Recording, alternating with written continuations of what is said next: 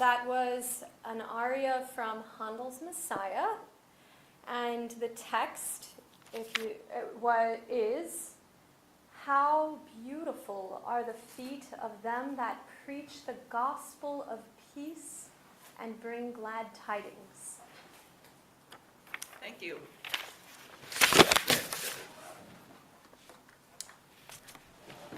So I presume I can be heard.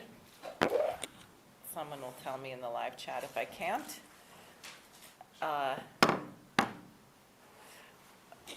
So this morning, great, at 7 o'clock, I quickly looked all over YouTube to find the proceedings at the International Court of Justice and watched as the president of the court, Donahue, carefully laid out the findings of the court in relation to the filing made by South Africa on December 29th, 2023. And one aspect that was brought up by Craig Murray, I believe, about whether or not there was actually a dispute between Israel and South Africa was dealt with. It's clear that the lawyers for South Africa in their 84-page document had been very thorough, and my guest, Elliot Greenspan, will go through that a little bit. The point I want to make is that this changes everything. Now, I just realized, Jose, do you have all of our slides? I sent them to Dave and not you. Okay, good. I don't think it was obvious at all. I know some people are saying, well, they didn't go far enough. They didn't ask for a ceasefire. Okay, I agree we need a ceasefire. The court could have said that a ceasefire is necessary. It reminds me a little bit about what happens in The Merchant of Venice, where they get to the point that you can take a pound of flesh, but there's nothing in the provision for a drop of blood. So then they're stuck with the condition of how do you extract a pound of flesh without getting a drop of blood? Well, if you are to stop killing Palestinians, stop doing harm, stop damaging them, and allow humanitarian aid, all of those things seem to be impossible to fulfill without a ceasefire. So the point has been made. It has been presented to the entire world that Israel is expressing a genocidal intent. Now, I will come back to this in a minute, because this is of a piece with another dynamic everywhere in the world, which is that there have been tens of thousands of farmers in the streets of Germany. It is very clear to them not merely that they will not be able to exist, but that if the policy is not changed, we will simply not have food.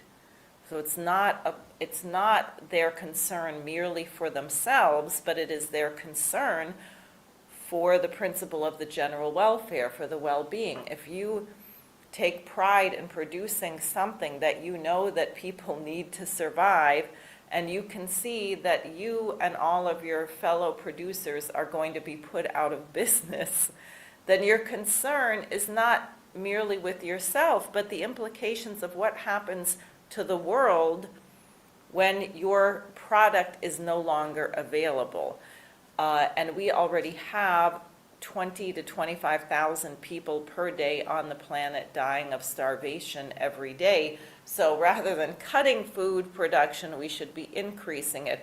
Farmers in Italy, there's already, as people know, been massive protests and a movement in the Netherlands, farmers in France, truckers in Canada. There's a resistance. We also had, and I think you should have a slide there of the demonstrations in Argentina. Do you have that picture?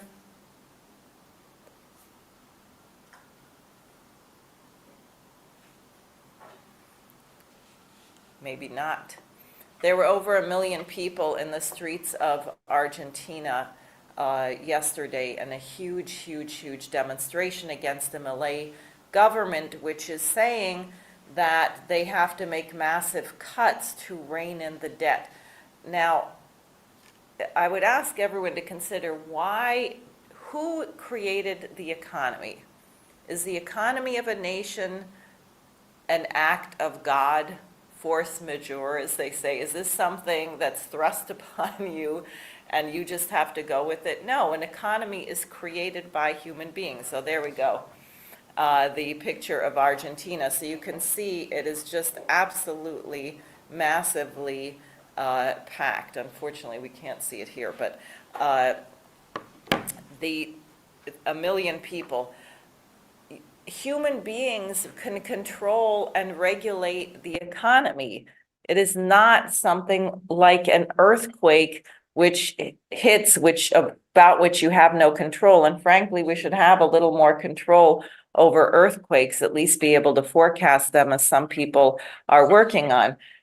So for a president to come in and say, my first job is to make you suffer, that you are going to have to pay the price of balancing the budget, makes no sense. What is his mandate for ruling? Why is this so great? And I know a lot of people in the United States, libertarians and others, say, well, oh, this is such a great victory that he was elected.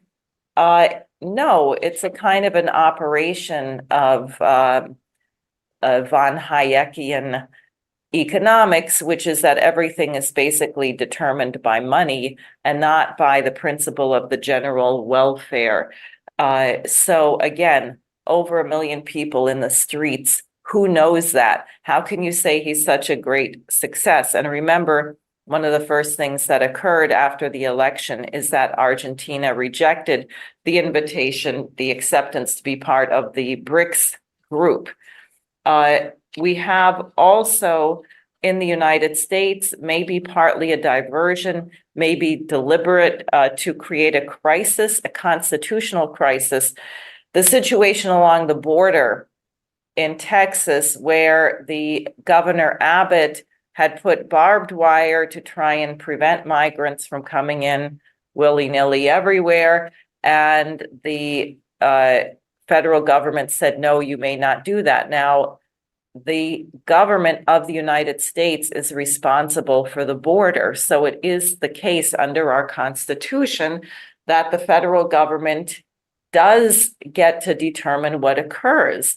But the federal government has an obligation to protect the people and the general welfare of the United States first, and also the well-being of people around the world. And as everyone knows, the situation has been handled in a way which is seemingly designed to bring maximum harm and chaos both to the migrants and to the populations where the migrants are being shipped. There is no plan, there is no infrastructure in place, there is no vetting. And now you have 25 governors signing to support Texas against the government. I think this is very dangerous. But again, we're not addressing the cause, which is what I said in my statement, why my campaign has to be national. We don't have a president. We have a senile criminal posing as president, and we don't have a presidential opposition. And therefore, we don't have a policy coming from the top to actually address situations like this for the maximum good of everybody involved. And instead, you have financial interests and cartels exploiting everybody, and human beings on both sides of the crisis are merely being used as conduits for massive flows of money with absolutely no regard to whether people live or die. We also have now, beginning as of 2 days ago, Operation Steadfast Defender, which is the biggest NATO exercise in over a decade. And again, when you have tensions this high, when you have huge numbers of troops and ships and aircraft and all kinds of things convening an area, the danger of a mistake or something else, there's a whole investigation now being launched, for example, over this aircraft, a Russian cargo plane, which was flying from Russia to Ukraine to deliver 65 prisoners of war, which was shot down over Belgorod. And of course, Ukraine, I'm rather certain, is lying about what happened. We don't know, but what else might happen? What happens if an American plane gets shot down or an American aircraft carrier gets hit? Or there are so many ways in which this could spin out of control, and it's particularly dangerous. Now, what I would just like to go to is a letter that was sent by about 200 members of Congress to Secretary of State Tony Blinken. And if you could just pull up that letter, Jose, I'd like to see it and large enough, hopefully, so I can read it there.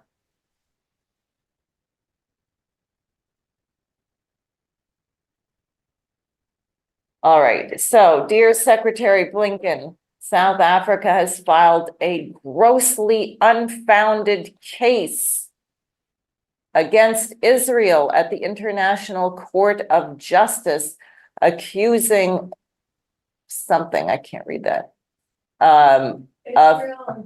accusing Israel of genocide and asking for the court to make Israel to immediately halt its military offensive. So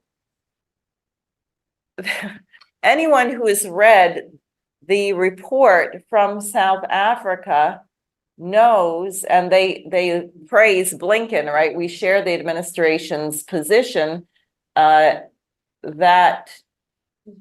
Israel has the right to defend itself against Hamas terror, and appreciate the strong statement of National Security spokesman John Kirby that South Africa's application is meritless, counterproductive, and completely without any basis in fact whatsoever, unquote. Okay, so you have 210 or so congressmen who are supposed to be in the habit of reading things before they sign them. We all know they don't. Saying that this case has no merit. Well, so I put out a statement yesterday, if you can pull that up, before the International Court of Justice made their decision, when I heard that the court was going to make its decision. Is it possible to see that here?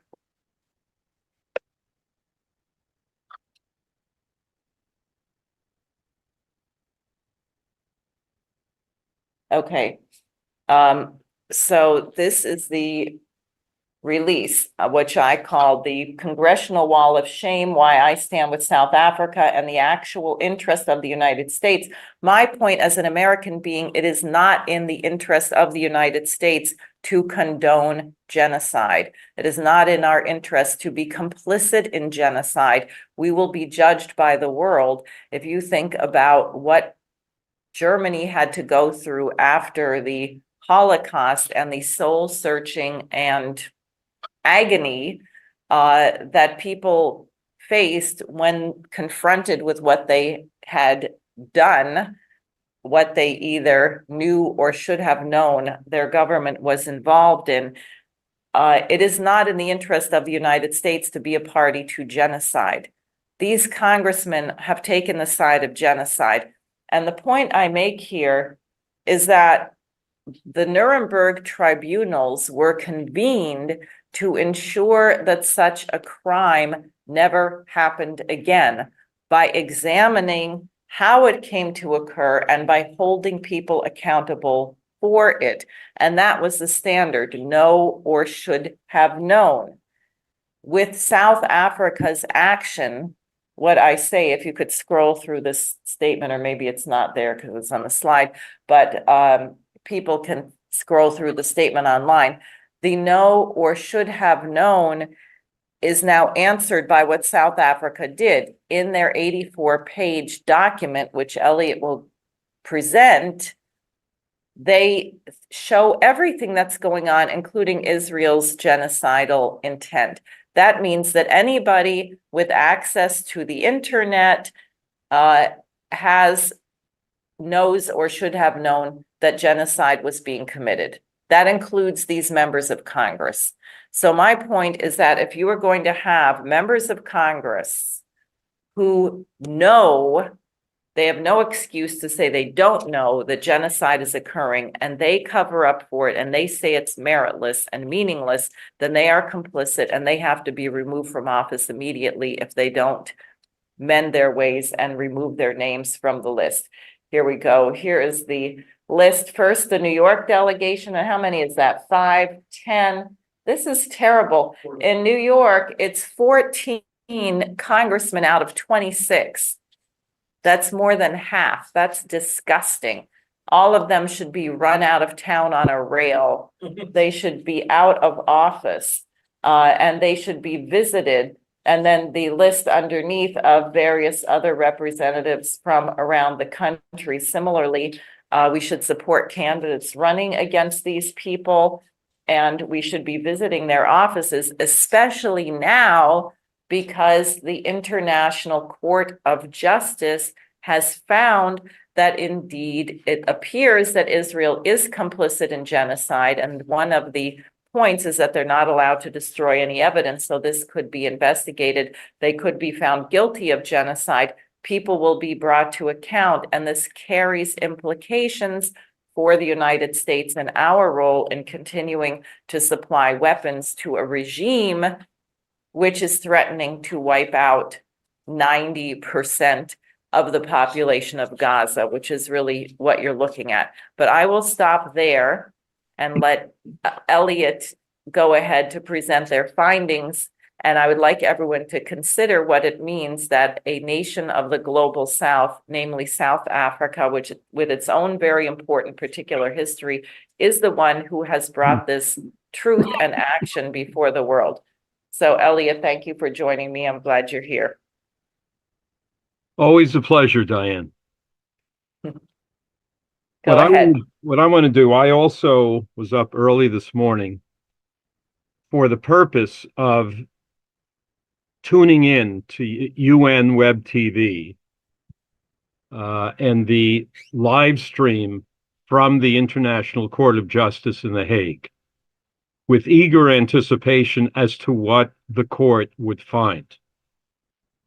2 weeks ago, there were the presentations, 3.5-hour presentation by South Africa, perhaps a 3-hour presentation by the,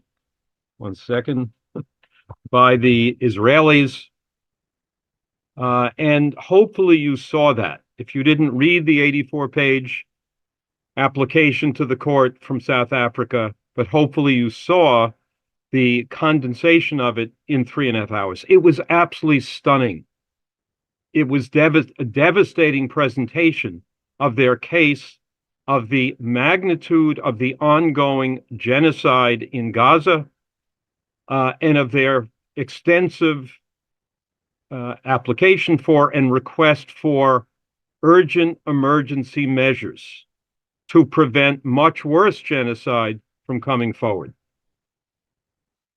In the presentation today by Judge Donahue, the president of the court, what was extremely dramatic was after going through the standing that South Africa has before this court on the matter of the Genocide Convention from 1948, which Israel has signed, which South Africa has signed, and so on.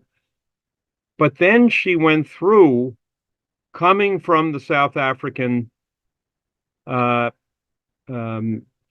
presentation of 2 weeks ago, she went through the facts of the matter. And I'm going to take, just on that, a quick summary of what she said in this regard. She said, 25,000 killed, 1.7 million internally displaced. From the UN, World Health Organization, UN Relief Agency, crisis levels of hunger, high levels of malnutrition, overcrowded, unsanitary, over 1.4 million in camps, unlivable, clock ticking fast towards famine, crisis compounded by dehumanizing language by senior Israeli officials, talking about complete siege of Gaza City, no electricity, no food, no fuel, and so on and so forth. risk of irreparable prejudice and urgency, a real risk that rights might be harmed, the rights of the people, 2.3 million people, might be harmed before the court can make its final decision down the road as to whether genocide applies here. Further deterioration of the situation, healthcare situation collapsing, desperate situation, leading to breakdown of order, epidemics, fast deteriorating into catastrophe. And it goes from there. And therefore, with that, with the documentation, which was, as I said, stunning and overwhelming in their presentation 2 weeks ago, with that summarized, the court emphasized or agreed with South Africa and upheld South Africa's request for emergency measures to stop the genocidal actions. Can we get the first slide on the screen?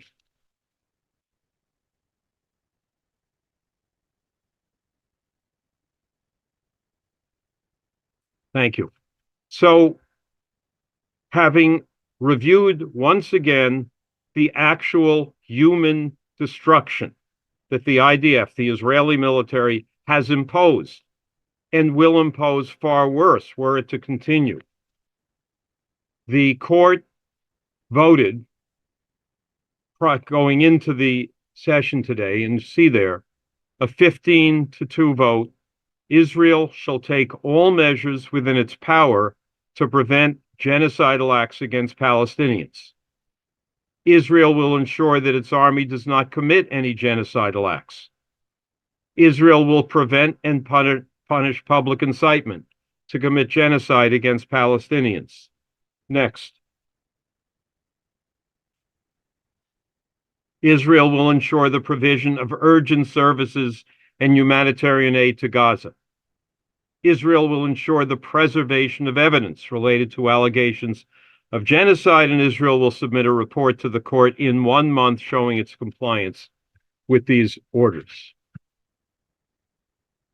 Go down further, 2 or 3 slides further, where we have the full Gaza genocide case, comprehensive overview. Keep going. Next. Yeah. You can read that and then go to the next. Navigating the South African application. So this is just the contents of their full application. And you'll note, you can read that after the introduction, jurisdiction of the court, the facts of the matter, 100 pages of facts, some of which were reviewed again today. That's what I was particularly struck by and focused on. But you go to the genocidal acts committed against the Palestinian people. What is it? 1 through the next slide down. Yeah, 1 through 8.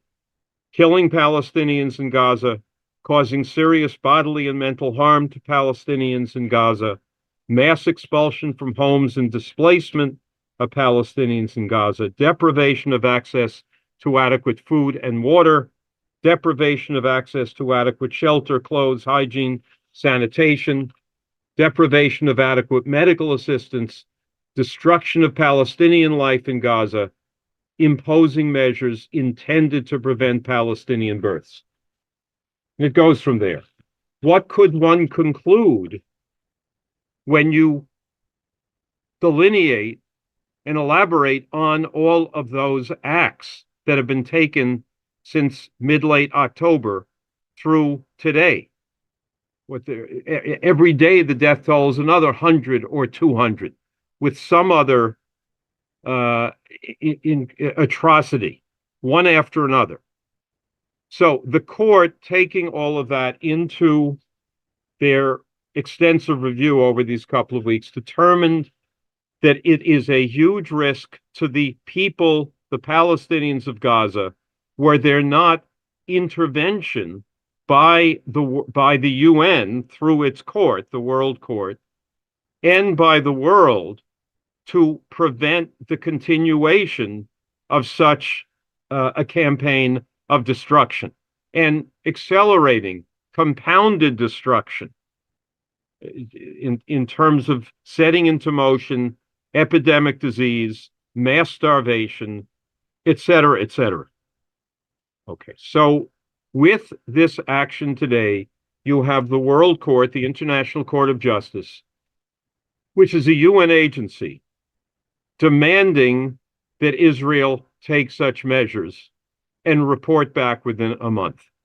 In the International Peace Coalition meeting that Mrs. LaRouche convened today, she emphasized the importance, the breakthrough that this represents. But she said at the same time that insofar that there was not an order for ceasefire, and that the devastation, the destruction, the murder goes on hour by hour, perhaps minute by minute, that there's got to be a dramatically expanded international mobilization. That what is proven today is that international political pressure works. That's what our work has been through the International Peace Coalition, created by the Schiller Institute, and inclusive of the intensive work ongoing in this country, particularly spearheaded by Diane and Diane's campaign and Friends of SARE. In various reports that I was reviewing, I'll just read a section. People all over the world built the pressure to move South Africa to act and other nations to add their support. One statement that was put out, 1,500 organizations signed. This is in support of the South African initiative. Almost 500,000 emails went to UN consulates initiated by Code Pink. Various nations have put out public statements, and some are moving to join with South Africa in the ensuing International Court of Justice appeal or action. Governments have made statements, including Malaysia, Turkey, Jordan, Bolivia, the 57 nations of the Organization of Islamic Countries, Nicaragua, Venezuela, Maldives, Namibia, Pakistan, Colombia, Brazil, Cuba, and so on and so forth. By contrast, as exemplified by the 210 congressmen that Diane just reviewed, the United States government has refused to say whether it would comply with this ruling, despite insisting that other nations comply with rulings of the ICJ in prior cases of genocide. And you've got the ongoing arms shipments from US, Germany, Italy, UK, Canada, and so on into Israel. I'll come back to this. But in the course of the meeting today of the International Peace Coalition, we were joined by a leader of Jewish Voice for Peace. Anastasia Battle, the moderator of the Peace Coalition, just met him over the last couple of days at an interfaith meeting. And he immediately came into the event today as a proud American Jew, putting forward the perspective of American Jewry. He is a son of Holocaust survivors. He reports that the U.S. has sent $317 billion in weapons and aid over decades to Israel. I believe that's far more than to any other country. But he said, as Jews, we have the responsibility and the obligation to declare genocide, including Israeli genocide, when you see it. And he referenced the concept in Hebrew known as tikkun olam, which means, let me get it exact, repairing the world, taking all measures which repair the conditions of life in this world, bringing it closer to the harmonious state for which it was created. Strikes me a certain coherence here with, among other things, Helga's 10 principles. But this question of the harmony of the moral person, whether Jewish, Christian, Muslim, Buddhist, Hindu, whatever, with a huge tradition in the various religions preceding this. This leader of Jewish Voice for Peace emphasized, he said, never again. And he appealed to the participants in the IPC and implicitly in Diane's campaign. And Diane spoke soon after he did in this meeting today. March with us, keep protesting, go to the city councils, do everything in our power to put the reality of this forward and to get action by various institutions. He was joined by Ray McGovern, who you know, who emphasized in this meeting today that he said the decision of the court could be viewed as a glass half full, a glass half empty, because what you saw there was, on the one side, the failure to say ceasefire now, which would have been the next step and must become the next step. That perhaps gives the Israelis the excuse to keep going. And Netanyahu has said, we're going to go for months. We're going to go for a year until Hamas is crushed, meaning ethnic cleansing, collective punishment, the destruction of Palestinian life in Gaza and beyond. On the other hand, and crucially, and the South African leaders, Foreign Minister Pandor was in the court today, President Ramaphosa, were very clear. This is a huge victory, a huge breakthrough. And as Ray put it, this gives us, again, the moral high ground that this has to stop. And he reemphasized what Helga LaRouche in particular has said repeatedly, what Diana stressed in her campaign. The President of the United States, with one phone call, could shut this down, much as President Eisenhower did during the Suez Crisis against Israel, France, and Britain, the colonial powers in that situation, much as President Reagan did in 1982 when the Israeli regime was committing mass murder in Beirut, in Lebanon, and Reagan threatened Begin, the Prime Minister of Israel, with a huge disruption of the special relationship between the U.S. and Israel if this continued.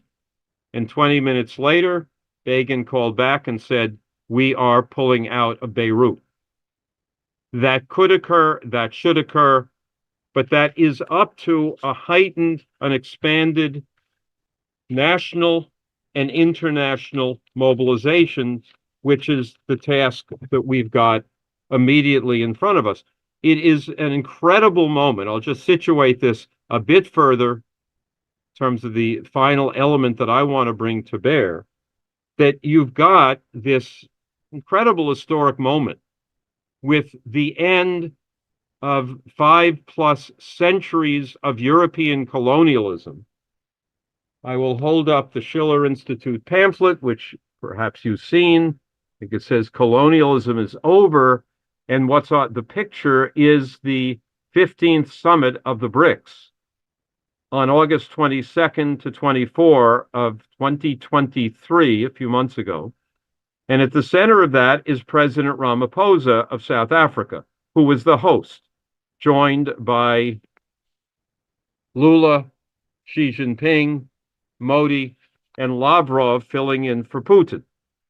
But what you saw there at that moment, the spirit of Johannesburg, was the process, the historic transformation, the historic revolution of the global South, of the global majority, taking leadership to go from this bankrupt, genocidal world IMF system, Anglo-American system, into a new economic order in the interests of all nations, toward the creation of the new security and development architecture, which is at the center, the central point of Helga's 10 principles, of our movement, of our work over these last 2 years, and of the International Peace Coalition.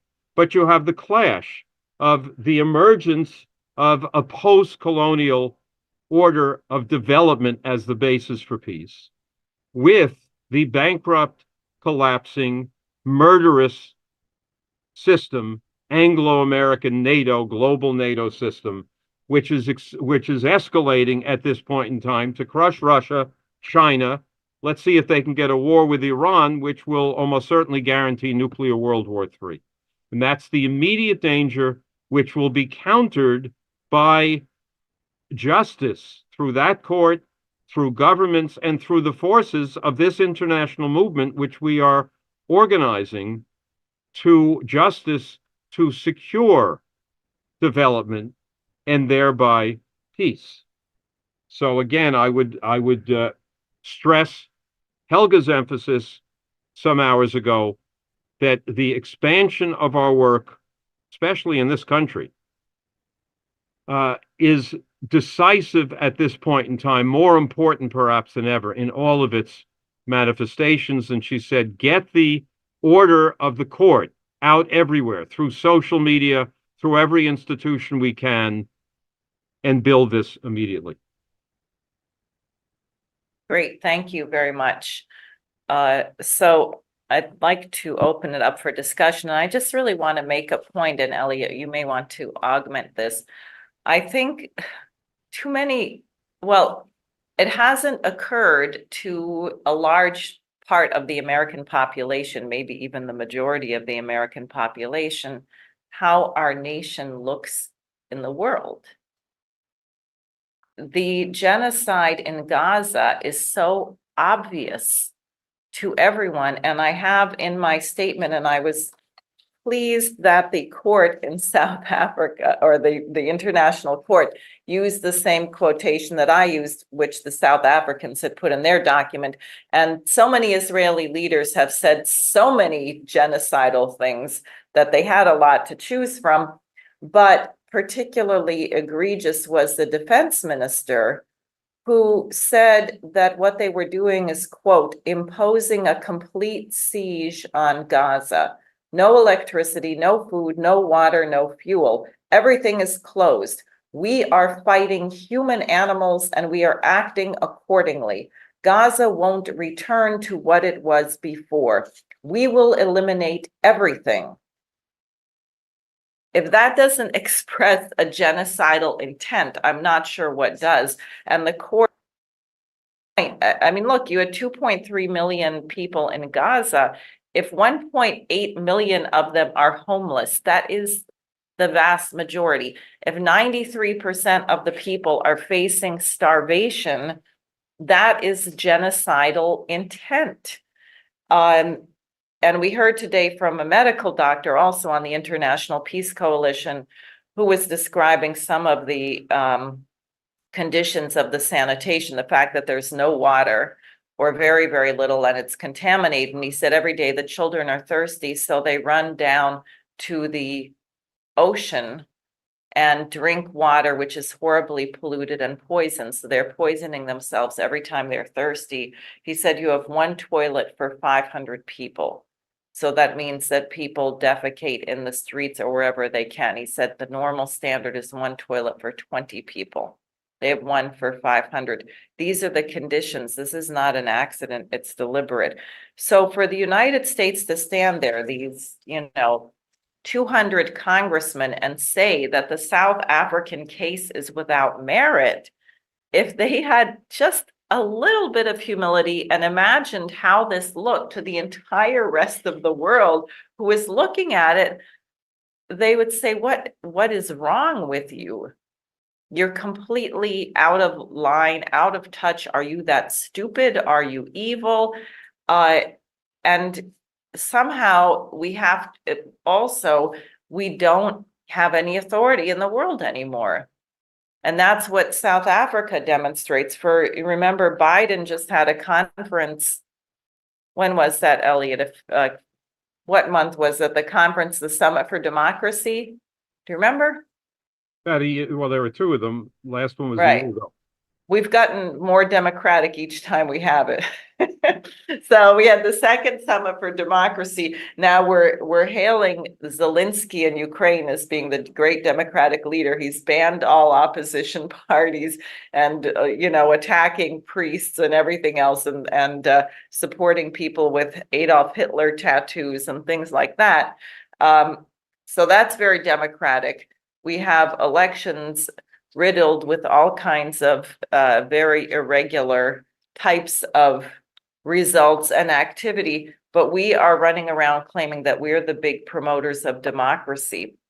And South Africa just called the bluff. And it does completely change the world. What you see when you see Naledi Pandor, the foreign minister of South Africa, speak, is that they are never going back. They are never going to be colonized again. It is over.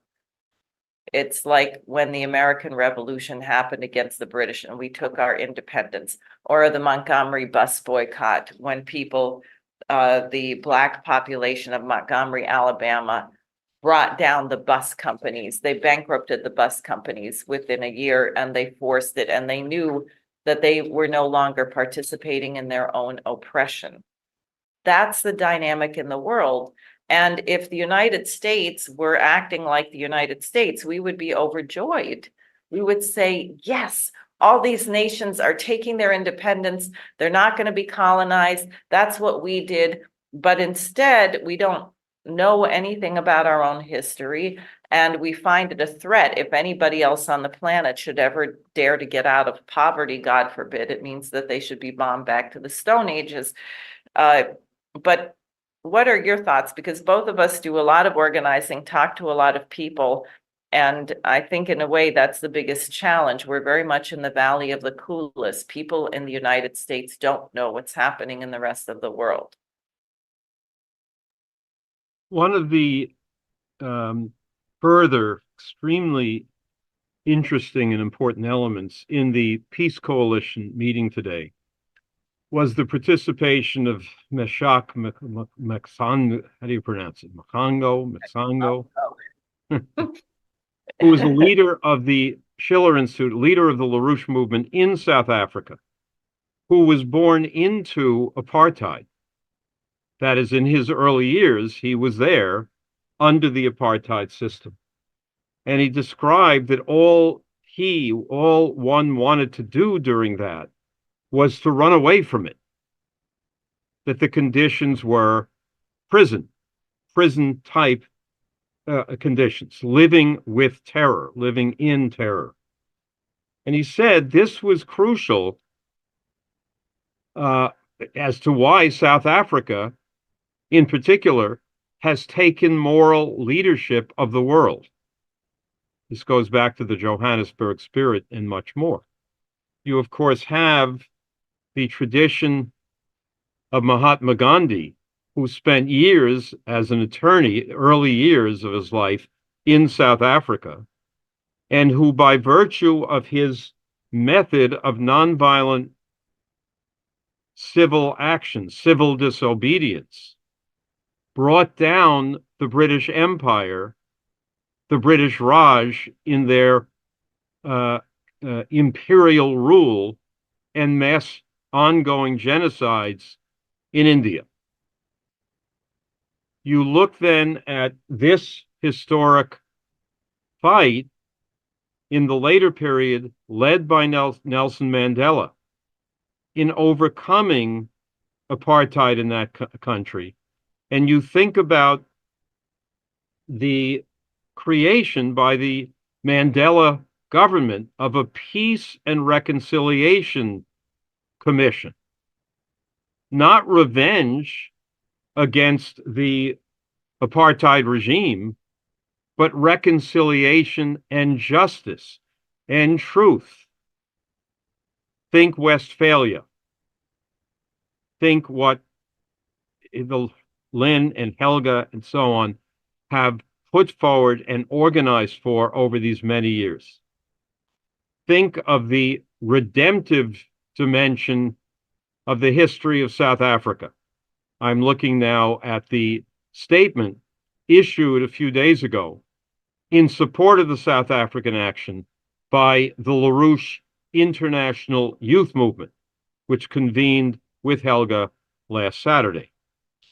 And they developed the Mandela, the outlook of Mandela, and they developed the outlook of Martin Luther King in the same tradition of nonviolent creative action, of King warning the U.S. in 1963 of an impending spiritual death, and of the determination decades later by Pope John Paul II that the world was facing the structures of sin, Malthusianism,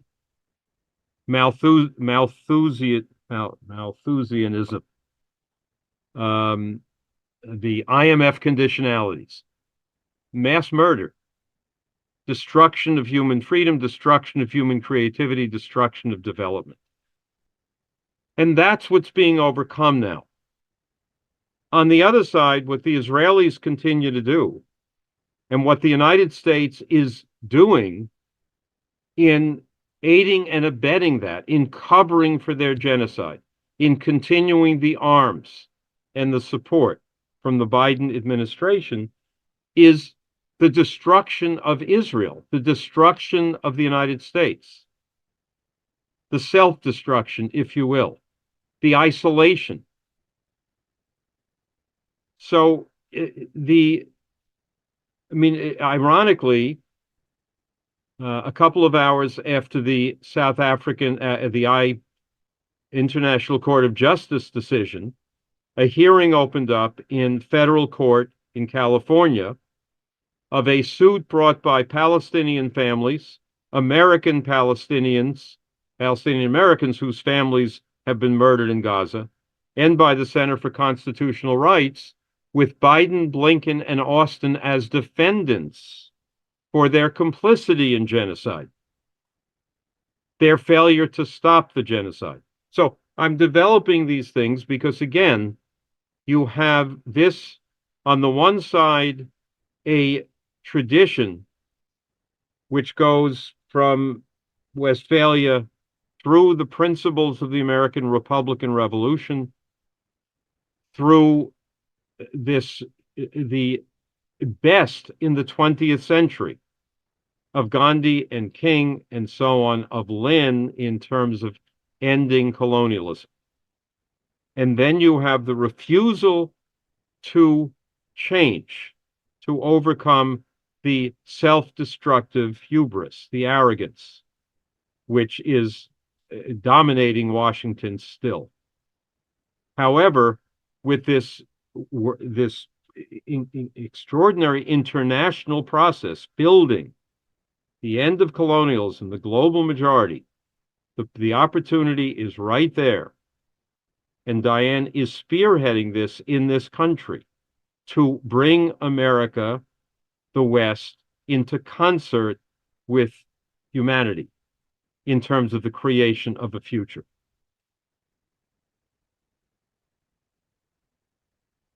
So let me just ask, there's some comments going on, and particularly the Facebook Live, which is kind of a robust dialogue and debate going on there. But is there anything here that people have or want to ask or raise about what's happening? I have one thought, which is kind of a question and comment.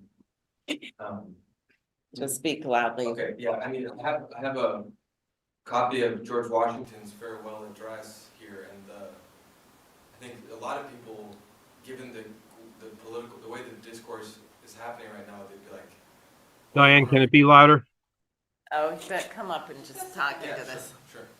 I thought it might be nice to share a portion of this farewell address, because what you just finish with saying this idea of bringing the United States into accord with the rest of the world, it is, I think, also about bringing the United States into accord with itself, right? And that's the very disturbing situation that we have, is that we have a lot of disunion in the country. I think anyone who is sane and relatively sentient is aware that it's a dangerous situation that we have in the United States, and we have the very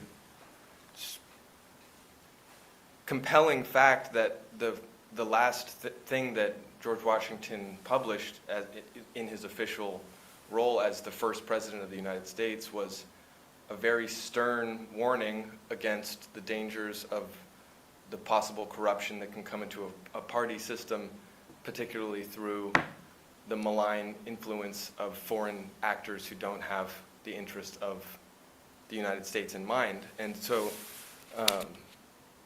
it's the very end of, right near the end of the farewell address, he's giving his recommendation for U.S. foreign policy, essentially. And he says, harmony, liberal intercourse with all nations are recommended by policy, humanity, and interest. But even our commercial policy should hold an equal and impartial hand, neither seeking nor granting exclusive favors or preferences, consulting the natural course of things, diffusing and diversifying by gentle means the streams of commerce, but forcing nothing, establishing with powers so disposed in order to give to trade a stable course, to define the rights of our merchants, and to enable the government to support them, conventional rules of intercourse, the best that present circumstances and mutual opinion will permit, but temporary and liable to be from time to time abandoned or varied, as experience and circumstances shall dictate. George Washington sometimes writes very long sentences that are somewhat hard to understand. Constantly keeping in view that it is folly in one nation to look for disinterested favors from another, that it must pay with a portion of its independence for whatever it may accept under that character, that by such acceptance it may place itself in the condition of being reproached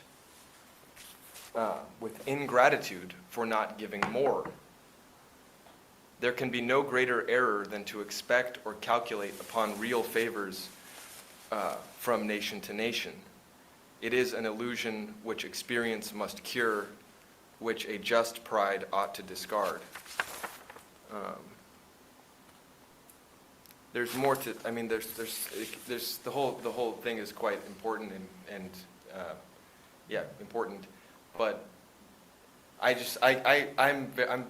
I'm particularly concerned increasingly about, I mean, exactly what you brought to everyone's attention with this statement, Diane, which is that we have literally hundreds of people in our legislature who are standing up in defense of another country, in defense of its genocide. And they're saying, oh, no, they have the right to, it's good, it's not evil, it's not genocide, but they're doing it as Americans, and it's in the manner that Washington explains it. It's just a simple kind of imbalance. You can't, American congressmen can't speak from the other side of an ocean and a continent and really be honest about what they're doing if they're speaking in the interest of a country that's so far away and yeah, so it's just, anyway. Sorry. No, that's really similar to what John Quincy Adams says, not merely about not going abroad in search of monsters to destroy, but he says if we participate in a civil war in another country, even if we believe that the side we come in on is really just, we will lose our spirit. We will lose our identity in the way that you're saying as a nation. There's a certain, it's like you don't run into your next door neighbor's house and tell them how to raise their children. You know, if there's a hideous crime, of course you should do something to stop it. You've got to you say, but we have a hideous crime, which is that Israel is in the process of exterminating an entire group of people. And then you have members of the US Congress defending it and acting as if it's normal and justified. And then the country that tells the truth about it, they say has a meritless case, and there's no evidence, which is really something. And we've gotten away with this for a very long time in the United States, where we just assert whatever. You know, gravity doesn't exist. Everybody, let's march off the top of the tallest building and don't worry about what happens. It may be a reason why our economy is disintegrating. But that is also the beast man, and LaRouche did a lot of work on this with the neocons and Leo Strauss. The whole point about just asserting something that's a bald-faced lie. And everyone knows it's a lie, but because they feel powerless to do anything about it, it gives you more power. So you say, I'm going to assert that 2 + 3 is 17. And I have the power, and I'm going to say that that's the case, and you can't do anything about it. And the effect of that is to make everyone feel smaller and more helpless. And then the cowardly ones, like these 200 congressmen, say, oh yes, it is 17. I know it's 17. And in fact, anyone who doesn't agree that it's 17, well, there's something wrong with them. Yeah, and it's really a tragedy and a travesty, because you have these people. I don't think these people even necessarily realize how far gone they are. That they I think that's right. they're writing off the whole history of South Africa and its position in the world today as a sovereign nation state, with just in a word, the whole history, a whole people, and they just think that that's because they think that the lie is unassailable, right? Right, exactly. Yeah, and the point is the universe. Go ahead. Just one point, they won't acknowledge that their predecessors were saying the same thing about apartheid South Africa. They're like, these horrible, monstrous terrorists are attacking the nice, respectable white people of South Africa, and it's like, do you have any sense of history? Like, it's just crazy. Like, Yeah, actually, the guy who was on the International Peace Coalition call from South Africa today was describing, he said, I know what it's like. I know what it's like to be a refugee. You don't know where your family is. All that you know is the people who are with you running. And my family ran thousands of kilometers to escape from people who just decided based on your skin color that you were the enemy and you had to be eliminated. So it is amazing. It's really a poetic principle, and it really demonstrates that what moves the universe is not physical force. It's a true idea. It has more power than physical force. And I think it's really important that people understand that. I saw with the thread that I was on, I mentioned earlier, or you take various people who've been upset about what's happening in Gaza, and they say, oh, this doesn't mean anything, it's not enough, it just means that Israel gets to kill people for another month. No, the whole world has changed. You have a nation in Africa that's called the lie, and the International Court of Justice has recognized it. That's different. That never happened before. That's different. And it means that change will come, and it means that the whole world knows and the universe knows, and therefore it has to be changed. Or maybe we don't survive at all as a human species. That's the other possibility, I suppose, but I'm getting more optimistic. But Elliot, any final thoughts? I think we can wrap up here pretty quickly. Well, go back a couple of months. People remember as the genocide was unfolding, the Chinese, the Russians, the South Africans, the Brazilians, the BRICS countries brought this matter before the UN Security Council. And their demand for ceasefire passed overwhelmingly, but to be vetoed by the United States. And then the world got together in the General Assembly, and 153 nations voted for ceasefire, but without any binding effect. That was early December. Then by the end of December, the South Africans moved into the Court of Justice. Now you have the highest court in the world studying this matter intensively over weeks, putting forward the emergency measures which they put forward today. That moves the world situation dramatically in a necessary direction. It still begs the question, what will the United States do? What will the West do? What will we organize to be done? And that defines a rather challenging but extraordinarily exciting moment for us immediately ahead. Again, Diane's campaign, the International Peace Coalition, and so on. Yeah, so just one last thing. I asked Jose to get the pamphlet up, if you can show it on the screen there, because one thing when you're in a war, it's not enough to just to demand the end of something that is evil or rotten. You have to have an idea of where you want to go, where mankind should go. And that's why I wrote this document called America's Next 50 Years, which may be appearing at some point. Oh, there it is. At least I see it here. It's on Facebook and YouTube. Sorry, it's around somewhere. There it is.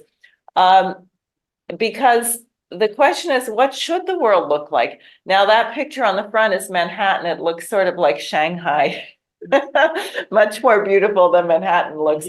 But, if we were to actually invest in modern high-speed rail, a nuclear power, greening the desert, cleaning up the Hudson River. I mean, actually not by shutting down nuclear power plants, but actual, picking up garbage and doing something with it.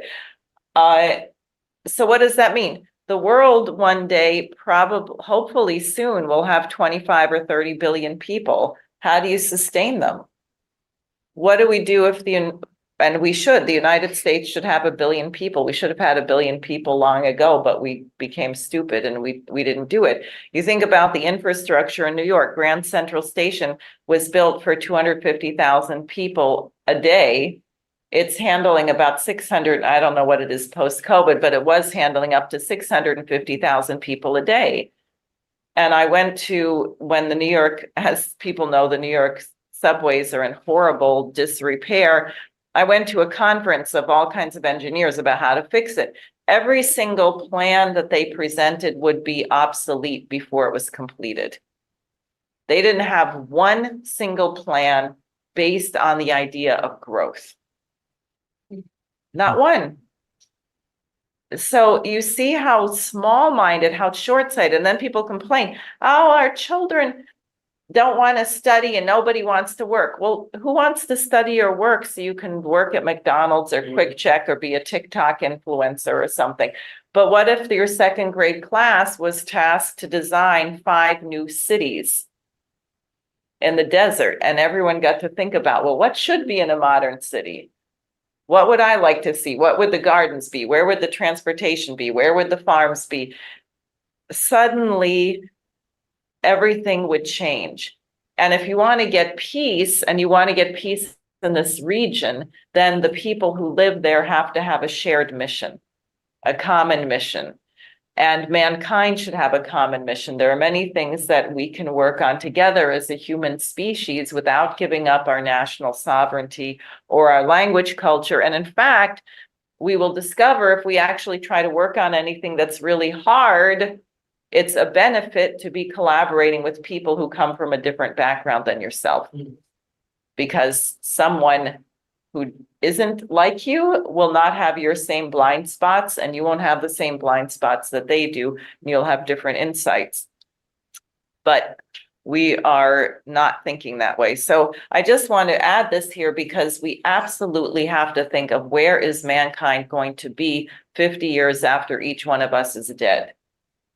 And we are responsible for that because the people who are going to be here after 50 years after we're dead are going to be handed something by us. So that's what I have. I would, as always, like to encourage everybody who's listening online and here to donate to SARE for Senate. That the petitioning in New York begins in April. It's going to be absolutely massive. I am sponsoring a major conference on President's Day weekend. That's the Sunday, February 18th, and I would love everyone who's listening online and here to be there, to come into the city and to join that conference, where we'll have quite an array of guests, including speakers from South Africa and China, who will be on remotely, and some Americans and some farmers and others. So it's going to be a very, very important conference. So that's what I have. I'd like to thank everyone for being here. Thank you for listening. And it's a very big day for mankind. It really is. It doesn't look like that from inside the United States because we are in the middle of the valley of the clueless, but actually it is a very good day for mankind, and we're going to have to make it stick here. Thank you.